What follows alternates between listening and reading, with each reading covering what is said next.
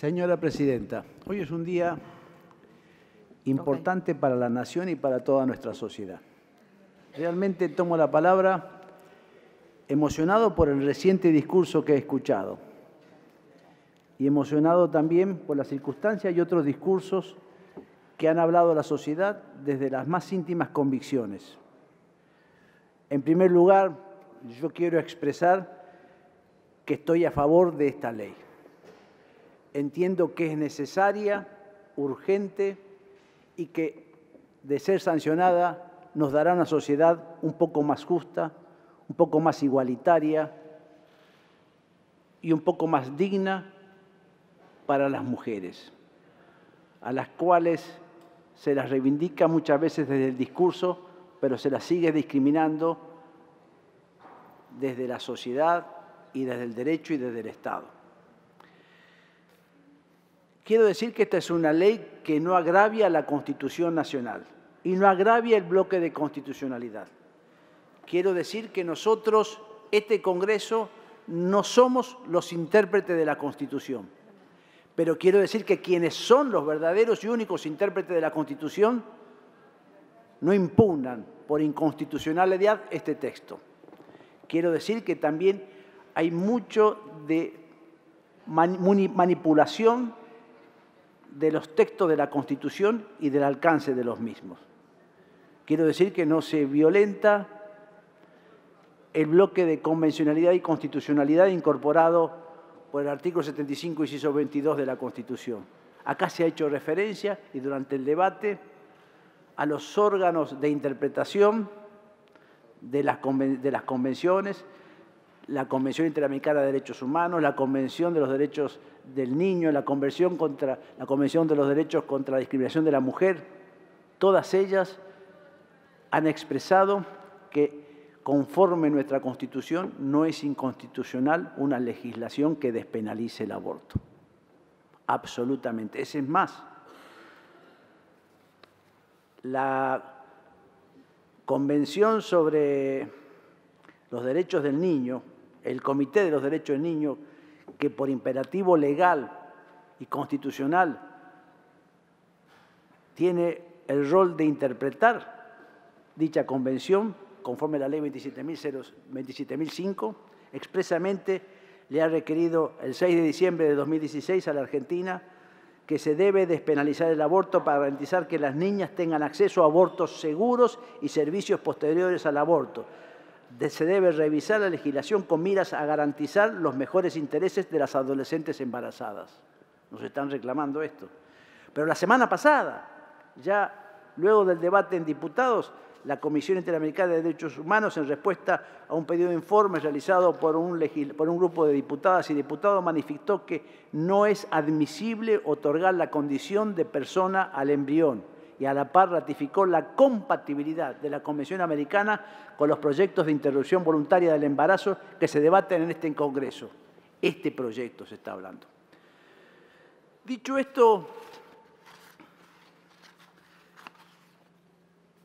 quiero expresar que evidentemente hay una situación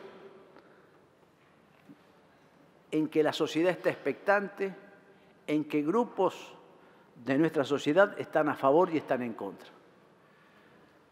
No con violencia física, pero muchos de ellos con la violencia que dan lo absoluto de sus discursos. Fundamentalmente quienes pregonan en forma absoluta el derecho a la vida de la persona por nacer en términos tales que le niegan al Estado la posibilidad de legislar en la materia. Es más, muchos de esos aspectos yo creo que entran en verdadero conflicto con el actual Código Penal. Si fuera un derecho absoluto, tal vez la persona que con más contundencia ha expresado su convicción ha sido la señora Vicepresidenta de la Nación, quien ha sostenido que incluso ella iría por derogar y modificar la normativa del Código Penal, dando primacía a ese embrión. Pues de lo contrario, habría algunas personas por nacer con más derechos que otras. Las personas por nacer de una mujer que no hubo sido violada, por ejemplo, tendría más derecho que la persona por nacer de una mujer violada. Y realmente no existe esa dualidad dentro del pensamiento jurídico. Mire, yo, reflexionando hace más de 46, 47 años, cuando comenzaba la carrera de Derecho, leí un manifiesto, un libro minúsculo pero muy trascendente. Se nos da en el primer año, cuando se hace la materia de Introducción al Derecho, es el libro La lucha por el derecho, del maestro Rudolf von Jhering, escrito en el siglo XIX. Voy a leer 2 párrafos, pero me parece muy importante porque tipifica qué es el derecho y que el mismo es lucha, lucha y lucha para lograr los objetivos de una sociedad mejor. Dice así este maestro: la idea del derecho encierra una antítesis que nace de esta idea, de la que es completamente inseparable, la lucha y la paz. La paz es el término del derecho, la lucha es el medio para alcanzarlo. Se podrá objetar que la lucha y la discordia son precisamente lo que el derecho se propone evitar, porque semejante estado de cosas implica un trastorno, una negación del orden legal y no una condición necesaria de su existencia. La objeción podría ser justa si se tratase de la lucha de la injusticia contra el derecho, pero aquí se habla de la lucha del derecho contra la injusticia. Y de esto estuvimos hablando toda esta tarde, de esto estuvo hablando recientemente la senadora González, en su indignación y en su reproche a la hipocresía del Estado, del derecho vigente y de la sociedad. Si en esta hipótesis el derecho no lucha, es decir, no hace una heroica resistencia contra la injusticia, se negará a sí mismo. Esta lucha durará tanto como el mundo, porque el derecho habrá de prevenirse siempre contra los ataques de la injusticia. La lucha no es, pues, un elemento extraño al derecho. Antes bien, es una parte integrante de su naturaleza y una condición de su idea. Y hoy estamos dando la lucha por el derecho, la lucha por una sociedad más justa, porque lo que es justo incluso va mutando, no son valores absolutos, es lo que una sociedad en un momento determinado lo considera. Y hoy la lucha de las mujeres por sus derechos también debe ser atendido. Bien decíamos, y se ha dicho acá, que no hay derechos absolutos, lo ha dicho la Corte sobre innumerables aspectos, comenzando de vieja data sobre el derecho de propiedad, pasando por el derecho a la libre expresión, incluso que no le carácter absoluto, y hasta el derecho a la vida. No lo hay, si no, no habría derecho a ejercitar la legítima defensa cuando alguien me viene a atacar y puedo tomar la vida del que me está atacando. No lo habría si hoy mismo el Código Penal reconoce el aborto en determinadas circunstancias y en determinadas causales. No hay derechos absolutos. Y esto nos impone que hoy estamos legislando en función de resolver un conflicto jurídico y un conflicto existencial.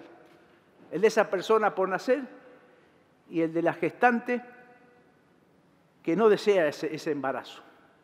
Y en ese conflicto estamos haciendo una solución que hoy creemos que es justa, que va a avanzar en la sociedad y que va a eliminar una injusticia. Porque quien es forzado a llevar adelante un embarazo no querido, que le causa dolor, que le causa incluso peligro real a su salud, no es libre. No le estamos respetando sus derechos. Y en esto, esta ley lo que busca justamente es reconocer ambos derechos, pero en el grado de gradualidad y progresividad vamos a reconocer primero también el derecho de la persona que es independiente y que ya existe, que es la mujer. Señora Presidenta, quiero decir que cuando mencionamos la Constitución nuevamente se ha hecho referencia a un artículo específico, el artículo 75, inciso 23, y se hace referencia a que este artículo es casi inflexible y es una regla que del propio texto constitucional nos manda a proteger a la persona desde el momento de su concepción. Y esto es cierto, pero esta protección y este derecho no es absoluto. Y es más, cuando en la Convención Constituyente se quiso avanzar y se quiso sostener y prohibir el aborto a consecuencia de esta norma, hubo un debate interesantísimo. Quienes propiciaban esto eran varios constituyentes, entre ellos el doctor Barra, quien luego fuera ministro de la Corte Suprema de Justicia de la Nación, y el expresidente de la Nación, convencional constituyente, doctor Raúl Ricardo Alfonsín. Yo solo me voy a permitir leer 2 párrafos de su intervención allá por agosto del año 1994. Dice Alfonsín, es por eso que estamos de acuerdo en votar afirmativamente este proyecto, el del artículo 75, inciso 23, que no le dice a la legislatura que penalice el aborto o que libere cualquier posibilidad del aborto, sino que se trata de una iniciativa que podría estar perfectamente vinculada a la legislación de un país, que acepta el aborto como es Suecia, y también podría estarlo a la de un país como Irlanda que lo prohíbe. Quiero aclarar que hoy Irlanda lo acepta. Los tiempos han cambiado del 94 a la fecha. Alfonsín mismo decía que es competencia de este Congreso legislar en la materia y que el constituyente no nos estaba mandando ni prohibiendo que legisláramos. Continúa diciendo el convencional constituyente Raúl Alfonsín, estamos defendiendo la vida y nosotros acá también la estamos defendiendo. Y estamos trabajando de la manera más importante, que es la única que concebimos como posible para que se evite la tragedia del aborto. Pero no a través de la penalización, sino del auxilio y la asistencia del Estado argentino. Esta es la lucha por el derecho, la que estamos dando hoy. Yo no sé si hoy va a poder ser sancionada esta ley. No sé si vamos a revisarla y mandarla a la Cámara de Diputados. No sé si tendremos los votos o sí. Tal vez soy un poco pesimista conforme las muestras y los discursos de los senadores preopinantes y de los que faltan opinar. Pero yo estoy seguro que hoy la sociedad igual avanzó. No todo lo que deseable, pero igual avanzó y que pronto, si no es hoy, pronto será ley.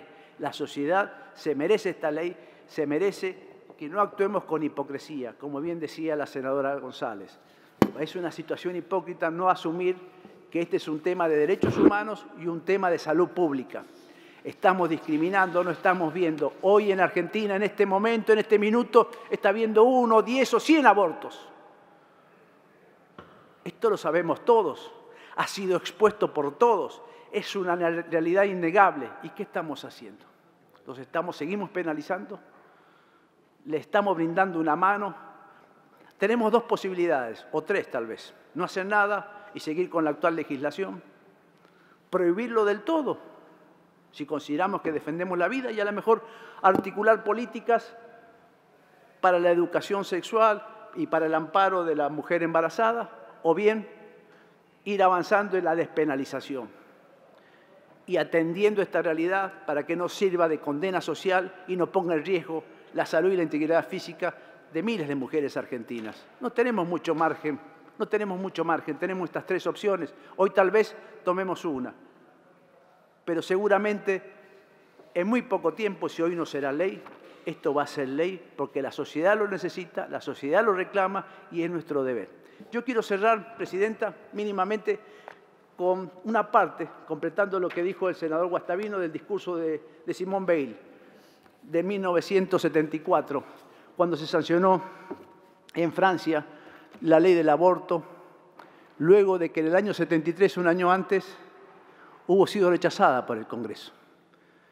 En el año siguiente, bajo la presidencia de Valéry Giscard d'Estaing, Francia tuvo una ley despenalizando la interrupción del embarazo. Decía Simone Veil, y voy a leer 4 párrafos y muy rápidamente para no abusar del tiempo que se me ha dado.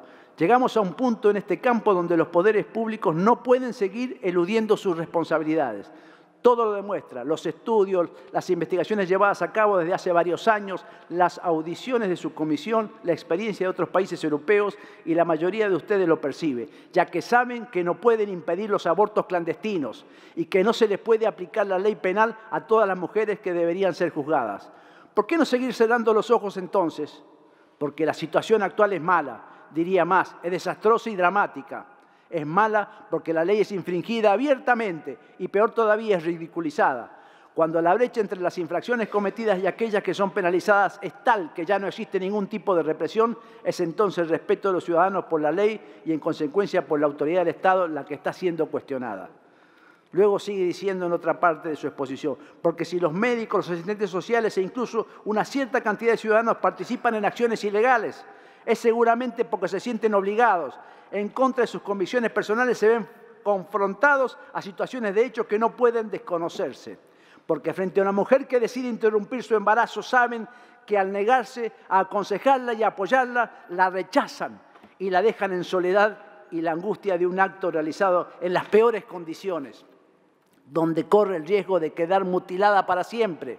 Saben que esa misma mujer, si tiene dinero, irá a algún país vecino, o incluso, por caso Uruguay decimos acá, o incluso a ciertas clínicas de Francia, donde podrá, sin correr ningún riesgo ni sufrir ninguna penalidad, poner fin a su embarazo. Y estas mujeres no son necesariamente las más inmorales o las más inconscientes. Sigue diciendo en otra parte, hay que terminar con este desorden, hay que terminar con esta injusticia. ¿Pero cómo? Lo digo con toda la convicción. El aborto debe seguir siendo una excepción, el último recurso frente a una situación sin salida. ¿Cómo tolerarlo sin que pierda su carácter excepcional, sin que la sociedad parezca incentivarlo? Ninguna mujer recurre alegremente al aborto, basta con oírlas. Es y será siempre un drama.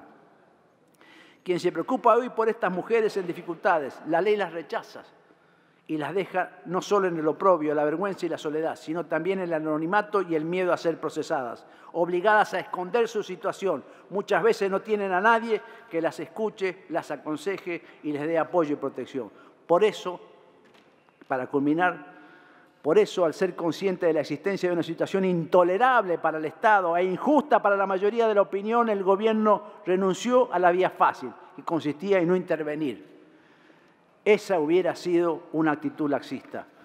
Yo digo que lo expuesto por Simone Veil hace 43 años es perfectamente aplicable a la Argentina de hoy.